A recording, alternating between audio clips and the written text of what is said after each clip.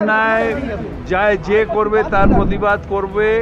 কোনো অন্যায়ের সমর্থন আমাদের দলের ছেলেরা করবে না, সুশান্ত করবে না, আমরা করব না। বিজেপি মারা গেলে তখন তৃণমূল, যেখানে বেশিরভাগই দেখা যায় যে নিজেদের মধ্যে অন্তর্দ্বন্দ্ব, আর তৃণমূল যদি অ্যাটাক হয় তখন অন্তর্দ্বন্দ্ব, কোনো অন্তর্দ্বন্দ্ব নেই। আমরা মমতা ব্যানার্জির সৈনিক, আমাদের ওইসব মেরে চমকে ফমকে কিছু হবে না।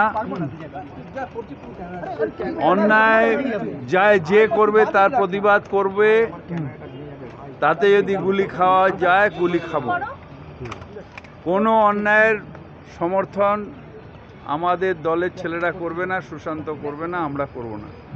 পুরো পার্টি ওর পাশে আছে।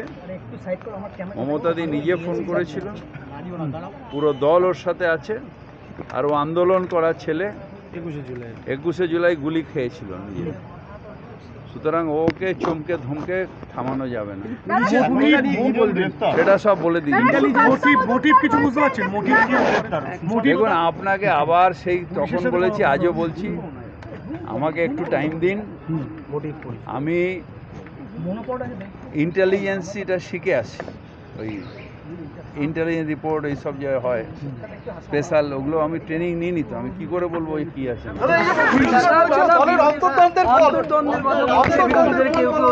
আবার এটা নিয়ে আমি বলেছি, যারা বলে তারা কাপুরুষ,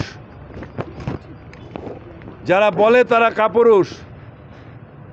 বিজেপি মারা গেলে তখন তৃণমূল, যেখানে বেশিরভাগই দেখা যায় যে নিজেদের মধ্যে অন্তর্দ্বন্দ্ব, আর তৃণমূল যদি অ্যাটাক হয় তখন অন্তর্দ্বন্দ্ব, কোনো অন্তর্দ্বন্দ্ব নেই।